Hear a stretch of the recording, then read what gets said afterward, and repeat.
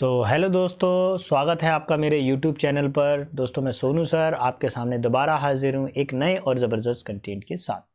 दोस्तों आज हम जो पढ़ने जा रहे हैं वो टारगेट एसएससी एमटीएस पेपर को देखने वाले हैं और ये सीरीज़ कंटिन्यू 14 डेज से चल रही है।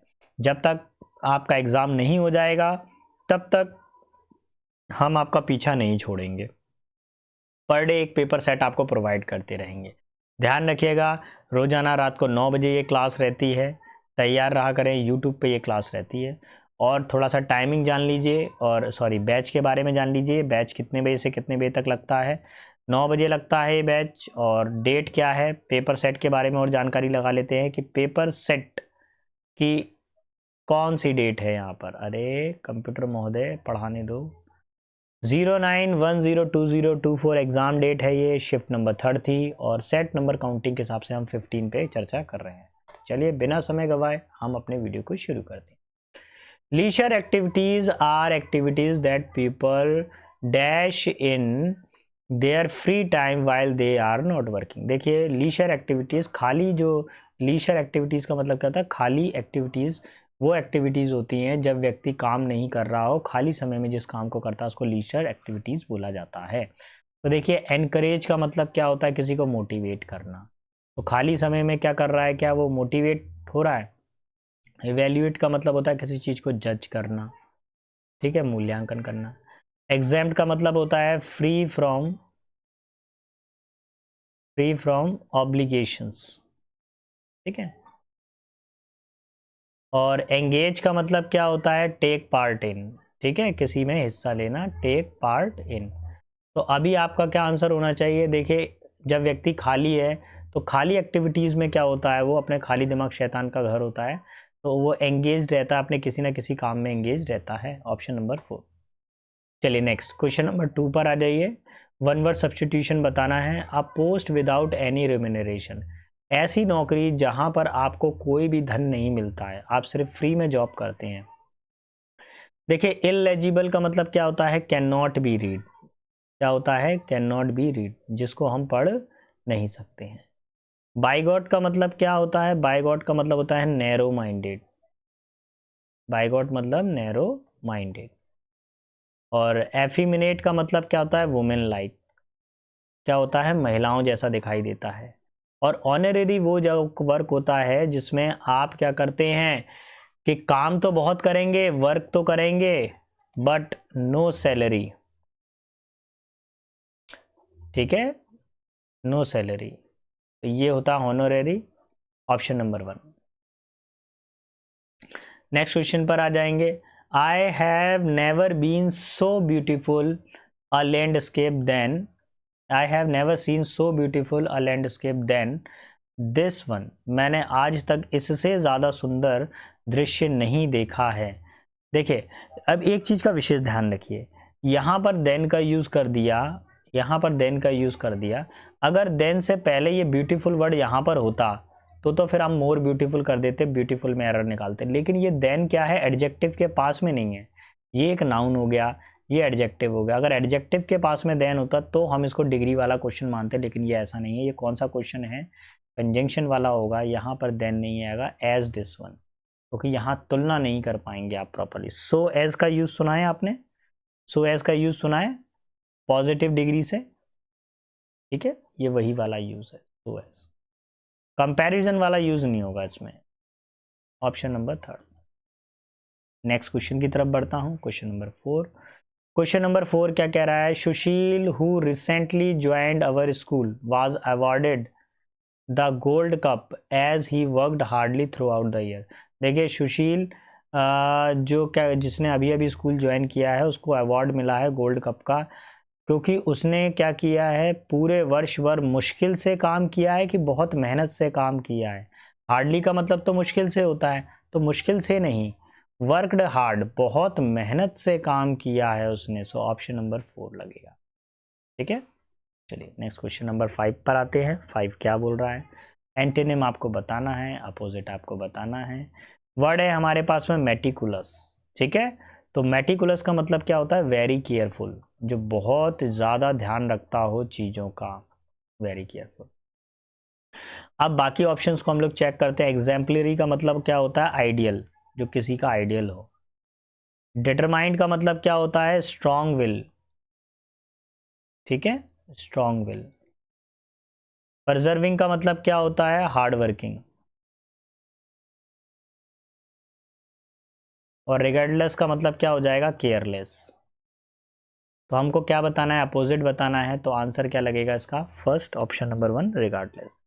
देखिए दोस्तों, अगर आपको मेरा पढ़ाना पसंद आ रहा है, आपको क्वालिटी ऑफ कंटेंट पसंद आ रहा है, अगर आपको मेरे पढ़ाने की स्पीड पसंद आ रही है, आपको लग रहा है कि सर सिर्फ हमको वही कंटेंट पढ़ा रहे हैं जो पेपर में आता है, अगर मैं आपके पेपर के लिए थोड़ा सा भी कुछ कर पा रहा हूँ, अगर मैं आपको कम समय में ज़्यादा से ज़्यादा कंटेंट दे पा रहा हूँ, आपको कम समय में अच्छी स्पीड के साथ में अच्छे क्वेश्चन को सॉल्व करवा पा रहा हूँ, तो प्लीज़ मेरे चैनल को लाइक शेयर सब्सक्राइब करना ना भूलिएगा।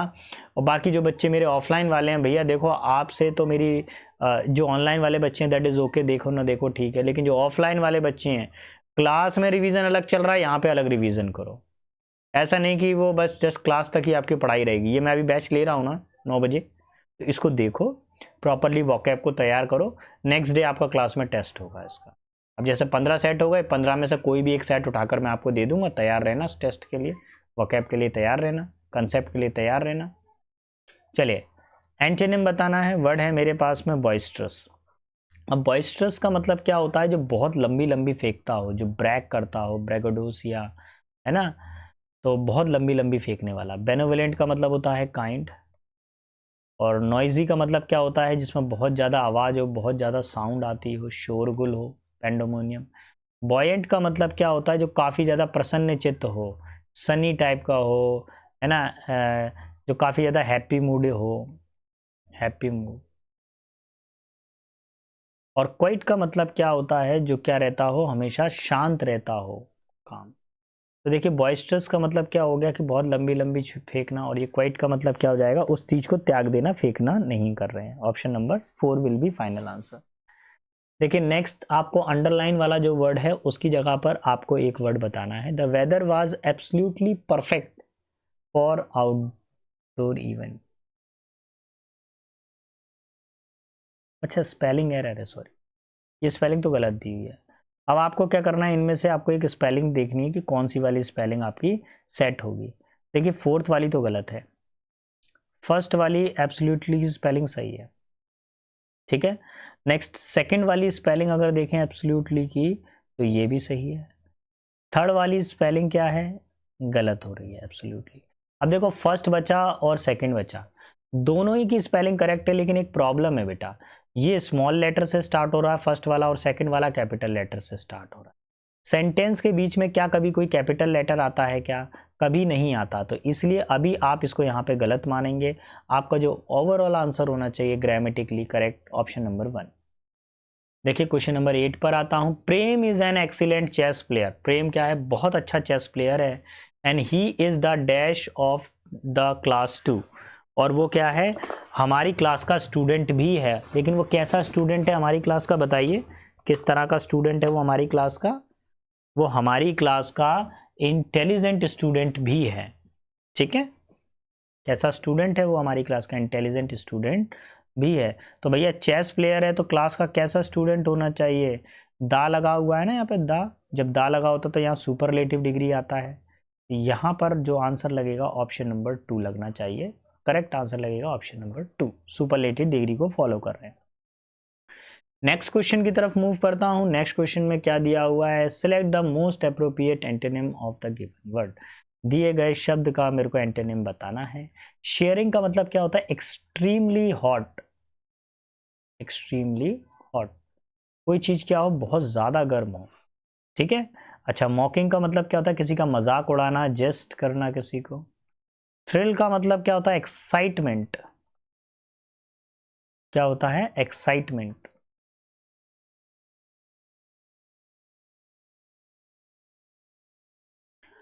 प्रेसिंग का मतलब तो दबाव होता है, तो प्रेशर। फ्रीजिंग का मतलब क्या होता है? कोल्ड। तो क्या आंसर हो जाएगा? शेयरिंग बहुत गर्म हो गया तो फ्रीजिंग मतलब ठंडा करना, ऑप्शन नंबर 4। क्वेश्चन नंबर 10 पर आते हैं। 10 क्या बोल रहा है? ट्रांजिटिव वर्ब आपको बतानी है इसमें।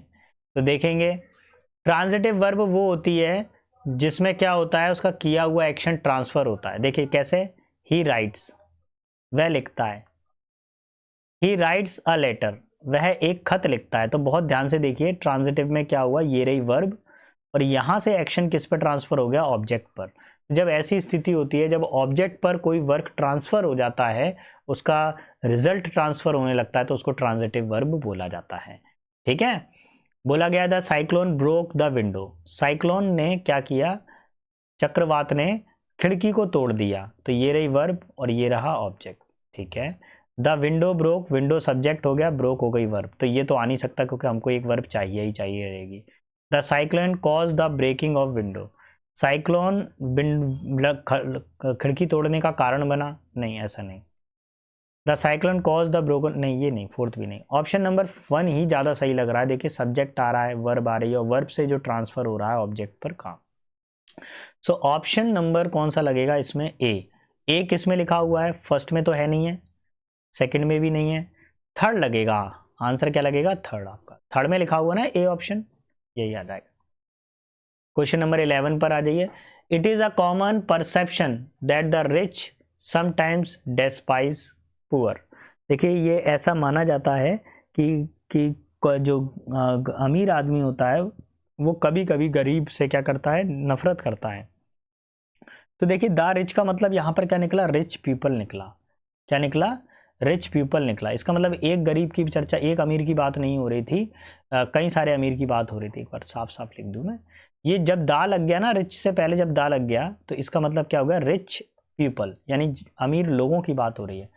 तो अमीर लोग क्या करते हैं, गरीब लोगों से कभी कभार नफरत करते हैं। तो ये जो पुअर है, इस पुअर को मैं किस में कन्वर्ट कर दूंगा, दा पुअर में। जैसे ही मैंने दा पुअर बोला, जैसे ही मैंने आर्टिकल लगाया, तो इसका मतलब क्या हो गया, पुअर पीपल, यानी कि एक पूरे के पूरे ग्रुप की बात की जा रही है।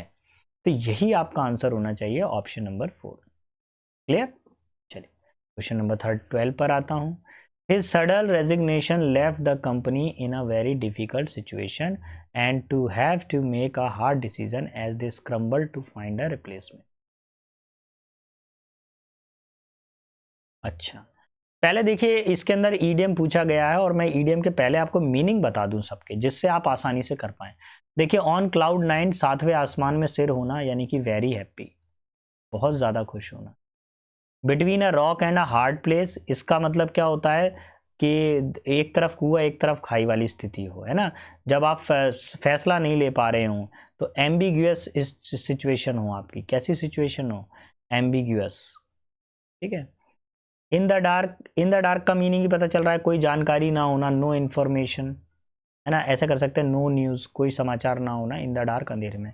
विद अ सिल्वर लाइनिंग, मतलब किसी भी, हर बुराई, बैड सिचुएशन में भी, बैड सिचुएशन में,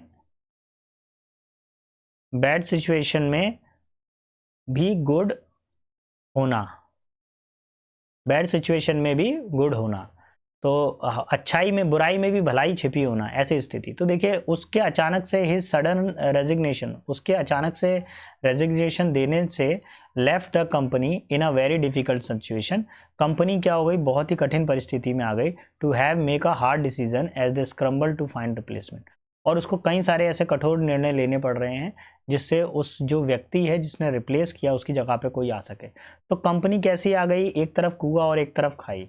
मान लीजिए कि आप, कोई कंपनी है, उस कंपनी के अंदर कोई बहुत ही एक कोई इंपॉर्टेंट पर्सन है, उस कंपनी का सीईओ है। मान लीजिए सीईओ ने क्या कर दिया, रिजाइन दे दिया अचानक से कि भाई मैं नहीं कर रहा काम, मेरी मर्जी नहीं है। तो वो कंपनी क्या होने लगी, कोलैप्स होने लगेगी। तो ऐसी सिचुएशन में क्या बोलेंगे, between a rock and a hard place, option number 2, यही मुहावरा है बेटा। क्वेश्चन नंबर 13 पर आता हूं। बिलोंगिंग और pertaining to an individual from birth. देखिए बचपन से, जन्म से व्यक्ति के अंदर जो चीज़ें शामिल हैं, जन्मजात कोई गुण है, क्या होता है, जन्मजात कोई क्वालिटी हो जन्म से ही, तो उसको क्या कहा जाता है। तो पहला जो लेटर है हमारे पास में आ रहा है कॉन्ग्रुएंट। क्या आ रहा है, कॉन्ग्रुएंट आ रहा है। इसका मीनिंग क्या होता है, देखेंगे, मैचिंग। क्या होता है, मैचिंग, मैच करना किसी चीज। ठीक है। कॉन्जेनियल का मतलब क्या होता है, जो मन को जीत ले, मन को अच्छा लगे, प्लीजेंट। कॉन्ग्रेगेशन का मतलब क्या होता है, रिलेटेड टू ग्रुप। क्या हो, किसी ग्रुप से जुड़ा हुआ, रिलेटेड टू ग्रुप। और कॉन्जेनियल का मतलब क्या होता है, ऐसा व्यक्ति जिसमें जन्मजात कोई गुण हो, बाय बर्थ, है ना, बर्थ से ही उसके अंदर कोई ना कोई क्वालिटी हो। So option number 4 will be final answer. देखिए क्वेश्चन नंबर 14 पर आता हूँ। देखिए मेरी कोशिश ये है कि मैं कम समय में आपको ज़्यादा से ज़्यादा कंटेंट डिलीवर करूँ, आपका समय मैं ख़राब नहीं करूँ, आपके एक एक मिनट का एक एक सेकंड का प्रॉपर यूज़ करूँ। इसलिए मैं अपने वीडियोज़ में फालतू इधर उधर की बकवास नहीं करता हूँ। नो फालतू बकवास, ओनली स्टडी। आपका सिलेक्शन ही मेरी सबसे बड़ी चीज़ है। देखिए क्या बोला गया है, the minister went to the visit the monument setup for the people who were buried in other country. देखिए मंत्री जी उस जगह पर घूमने गए जहां पर दूसरी कंट्री के लोगों को दफन किया गया था या उनकी याद में कोई मॉन्यूमेंट बनाया गया था, उस जगह को क्या बोलते हैं। तो देखिए ग्रेव क्या होता है, जहां पर लोगों को दफन किया जाता है, ठीक है, कब्र कह सकते हैं इसको, कब्र। और सीमेटेरी क्या होता है, सीमेटेरी होता है जहाँ पे लोगों को जलाया जाता हो, तो इसको शमशान भूमि कह सकते हैं, शमशान। सीनोथैप यही बताते हैं। और कॉफिन का मतलब क्या होता है, ताबूत जिसके अंदर बॉडी को जमा दिया जाता है। सीनोथैप वो होता है कि जैसे मान लीजिए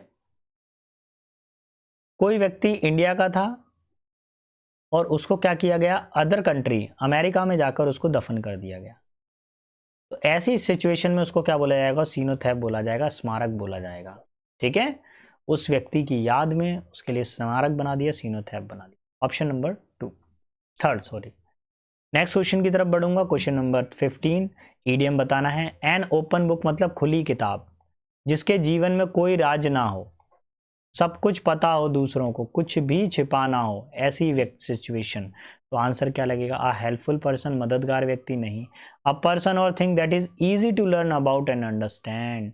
यही इसका प्रॉपर आंसर होना चाहिए कि कोई भी चीज आसानी से समझ में आ जाए, खुली किताब हो, ऑप्शन नंबर 2। बाकी ऑप्शंस को भी अगर आप पढ़ेंगे तो वो उसका आंसर नहीं होने वाला है। क्वेश्चन नंबर 16 पर आते हैं। सिनोनिम आपको बताना है बेटा, तो क्या बनेगा देखेंगे। कोरोबोरेट, कोरोबोरेट का मतलब क्या होता है, किसी को असिस्ट करना, किसी को हेल्प करना, सहायता करना किसी को, ठीक है। सजेस्ट का मतलब होता है किसी को एडवाइस देना। और सपोर्ट का मतलब क्या होता है, किसी को सहयोग करना। तो यही आंसर हो जाएगा इसका, सिनोनिम बताना था ना, यही आंसर है। एलाबोरेट का मतलब होता है किसी चीज को डिटेल्ड में बताना। और कंटेंट का मतलब होता है किसी चीज के लिए स्ट्रगल करना, बार बार प्रयास करना। So option number 2 will be my final answer. Let's see question number 17 में बेटा इनकरेक्ट स्पेलिंग आपको बतानी है। BBC media has shown exponential growth in their revenue this year. तो देखिए रेवेन्यू की स्पेलिंग सही है,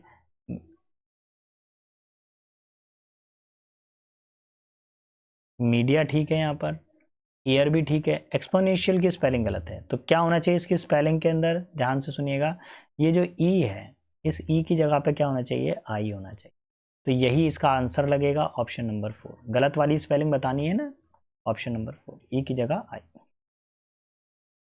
देखिए नेक्स्ट बढ़ते हैं हम लोग। इनकरेक्ट स्पेलिंग आपको बतानी है। डैमेज की स्पेलिंग सही है, एक्सपेंसिव की भी सही है, फैंटास्टिक की भी सही है, फॉरगेटफुल की स्पेलिंग गलत है, एक एल कम हो जाएगा।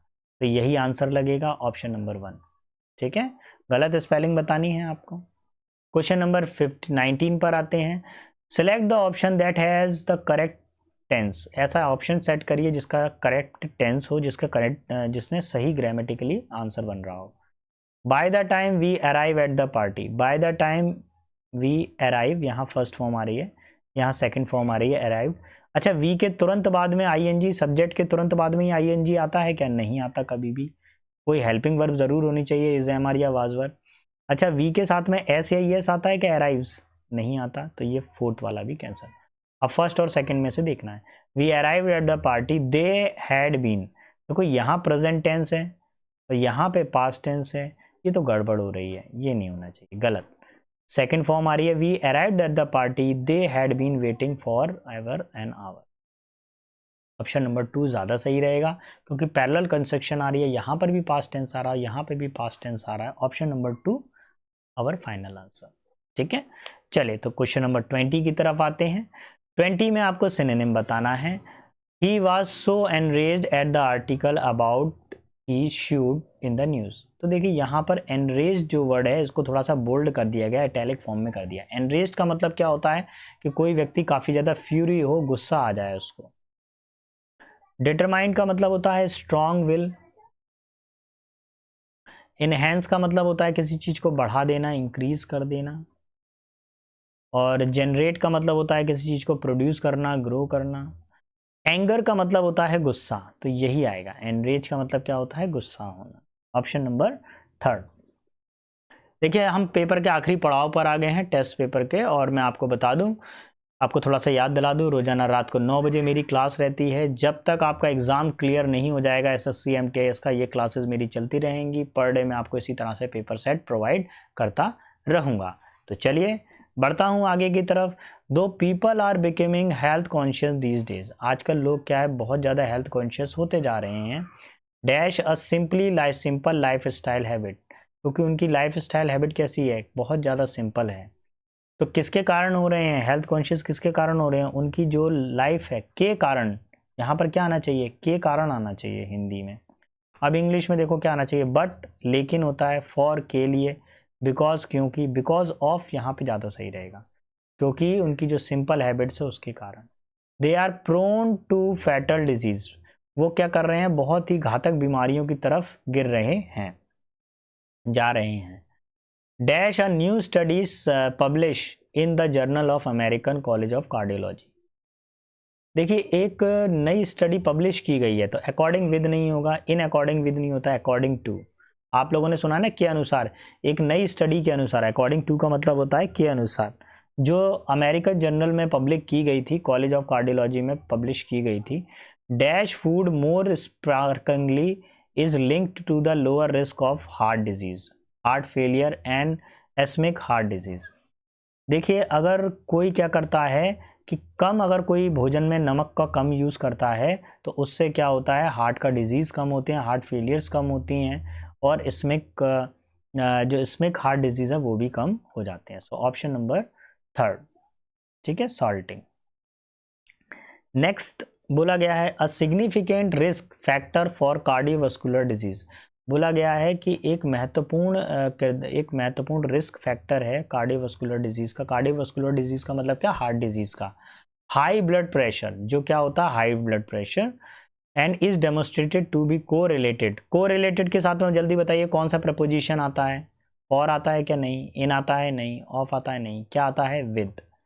कोरिलेटेड के साथ में क्या आता है, विद आता है, विद हाई सोडियम इनटेक। देखिए मेन चीज़ क्या है कि जब आप सोडियम को बहुत ज़्यादा खाते हैं, इनटेक करते हैं, तो ब्लड प्रेशर बढ़ता है। एज पर द रिसर्च के अनुसार a person individual sodium intakes over time में be predicted by how dash they salt their food. देखिए अगर कभी भी किसी को हार्ट डिजीज़ होता है तो वो एकदम से नहीं होता, लगातार नमक का ज़्यादा प्रयोग करते रहते हैं, लंबे समय तक अगर नमक को ज़्यादा खाते हैं तो वो हार्ट डिजीज़ का प्रयोग हार्ट डिजीज़ बढ़ने का कारण हो सकता है, बार बार नमक का ज़्यादा प्रयोग करना। It is found that the people who do not put a little additional salt to their food very often had a much lower risk of heart disease and even regardless of the lifestyle factor and pre-existing disease। देखिए अक्सर ऐसा बोला जाता है कि जैसे खाना बन गया, उसके अंदर जो मात्रा में नमक डला है वो ठीक है, लेकिन अगर आप उस पर अलग से एक्स्ट्रा नमक बढ़ा के खाते हैं तो हो सकता है कि आपको हार्ट डिजीज़, मतलब हो सकता है कि हार्ट डिजीज़ होने की संभावना ज़्यादा हो जाए। तो ये प्रोसेस में क्या होता है कि सोडियम का इंटेक ज़्यादा हो रहा है तो हार्ट डिजीज़ ज़्यादा हो रहा है ना। तो ये किससे हो रहा है, बार बार खाने से। तो कोई चीज़ का अगर हम बार बार प्रयोग करते हैं तो उसके लिए क्या बोलते हैं, देखिए हैफ्टी का मतलब तो होता है ताकतवर या मोटा। साउंडली का मतलब क्या होता है, जो प्लीजेंट हो, अच्छा लगे, मनमोहक हो। और बर्ली का मतलब क्या होता है, फैटिश, काफ़ी ज़्यादा मोटा या चर्बीदार हो। फ्रिक्वेंट का मतलब क्या होता है, कोई चीज़ बार बार हो रही है, रिपीटेडली वो क्या कर रहे हैं, नमक को ज़्यादा खा रहे हैं, है ना, ज़्यादा मात्रा में ले रहे हैं, तो ऑप्शन नंबर 1, ठीक है। चले तो दोस्तों आज के सेशन में इतना ही था। Thanks for watching me, please like share subscribe my channel. मैं सोनू सर मिलता हूँ आपसे नेक्स्ट वीडियो में कुछ इसी तरह के ज़बरदस्त कंटेंट के साथ में। तब तक के लिए सारे बच्चों को बेस्ट ऑफ लक। जय हिंद, जय भारत।